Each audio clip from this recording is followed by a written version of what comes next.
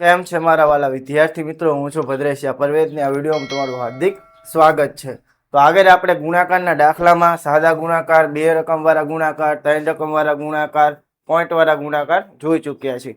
આજે આપણે શીખવાના છે અપૂર્ણાંકવાળા ગુણાકાર. તો ચાલો આપણે એની શરૂઆત કરીએ છીએ. હવે જ્યારે મિત્રો આપણે અપૂર્ણાંકવાળા ગુણાકાર આ રીતના હોય છે ત્યારે આપણે કઈ રીતે ગણી શકીએ એની માટે એક બાબલું યાદ રાખવું. તો બાબલું કેવું છે? આ રીતનું બાબલું છે. તમને એમ થાય કે સાહેબ આ રીતનું બાબલું, આ રીતનું બાબલું છે.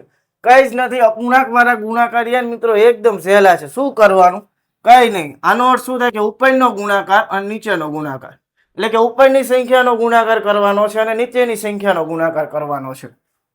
તો 3 પંચા 15 અને 4 અઠ્ઠું 32.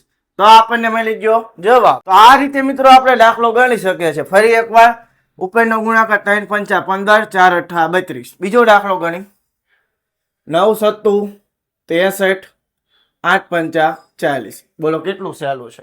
આપણે અત્યારે છેદ ઉડાડતા નથી, આપણે ડાયરેક્ટ દાખલા શીખડાય છે. છેદ ઉડાડતા હું તમને પછી આગળના વિડીયોમાં શીખડાવીશ. હવે જો આનો આપણે ગુણાકાર કરી 2 ચોક 8, 8 પંચા 40.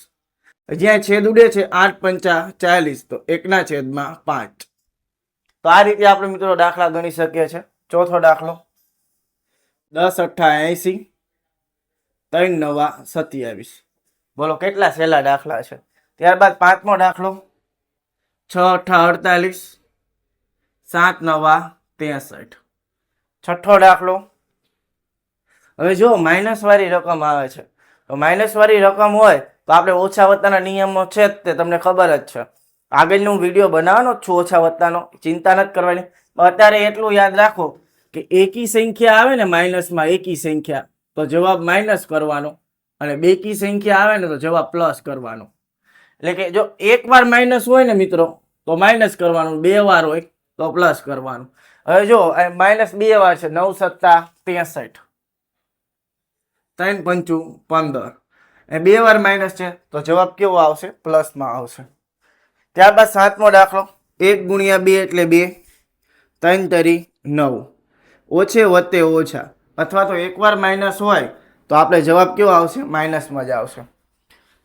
એવી રીતે આઠમો દાખલો 7 અઠ્ઠા 56, 3 તરી 9. ઓછે વત્તે ઓછા, 56/9. ફરી એકવાર કહી દો મિત્રો, અત્યારે છેદ નથી ઉડાડતો. આગળ જ્યારે આપણે છેદ ઉડાડતા શીખડાવવાના છીએ ત્યારે હું તમને છેદ ઉડાડતા શીખડાવીશ. 3 અઠ્ઠા 24, 7 પંચું 35.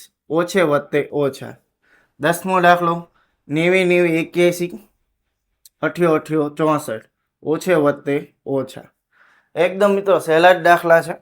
તમે ખાલી 2-3 દાખલા ગણશો ને એટલે મિત્રો તમને આવા દાખલા ગણતા આવડી જવાનું છે. 7 તરી 21, 6 ચોક 24. આનો આપણે છેદ પણ ઉડાડી શકીએ છીએ આ રીતે.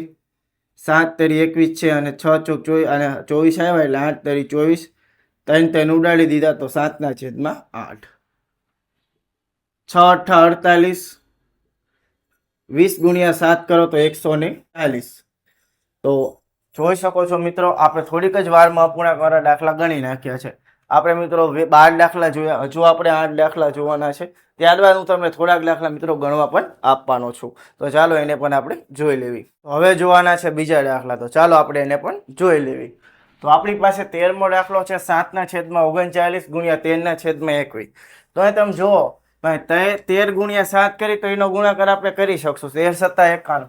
પરંતુ 21 ગુણ્યા 39 કરશું તો મોટો ગુણાકાર થશે, તો પાછો આપણે ગુણાકાર સાઈડમાં કરવો પડશે.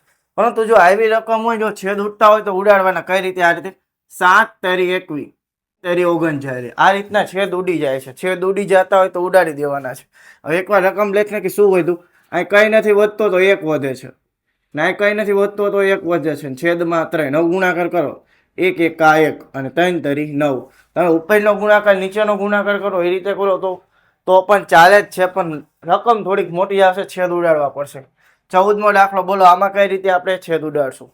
તો અહીં તમે જુઓ 4 અઠ્ઠા કેટલા થાય? 32 થાય. તો આ 4 અઠ્ઠા 32 અને 8 8 ઉડી જાય છે તો ખાલી 16 જ વધે. કેટલા વધે? 16. છેદમાં 1 લખો કે ન લખો બધું એ જ થવાનું છે.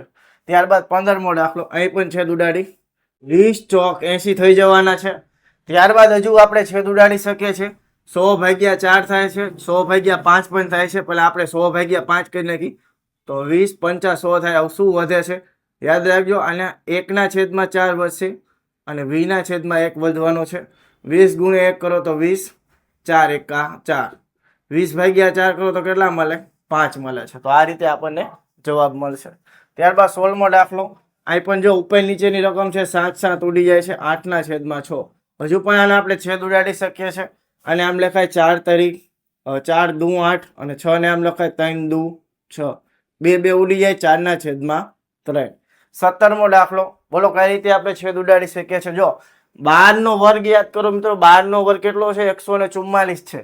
તો 12નો વર્ગ એટલે 12 144/12 કરો તો 12 જ મળવાના છે. તો ઉડી જાય છે. તો વધ્યું શું? 7/12 ગુણ્યા 8. કારણ કે આનો નાનો શું થવાનો છે? ગુણાકાર. 12 અઠ્ઠા કેટલા થાય મિત્રો? 96. તો 7/96 આપણને જવાબ મળે છે. ત્યારબાદ 13મો દાખલો. હવે તમને એમ થાય સાહેબ આમાં રકમ લખવાની બાકી છે. તો આગળ પણ આપણે શીખડાવ્યું છે ને હજુ પણ હું તમને શીખડાવું કે કોઈ પણ સંખ્યા હોયના છેદમાં કંઈ જ ન હોય તો શું હોય? 1 તો હોય જ છે.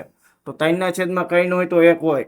ઉપરનો ગુણાકાર નીચેનો ગુણાકાર. 3 અઠ્ઠા 24, 7 એકા 7. આ રીતે આપણે મિત્રો દાખલો ગણવાનો છે. ત્યારબાદ 19મો દાખલો.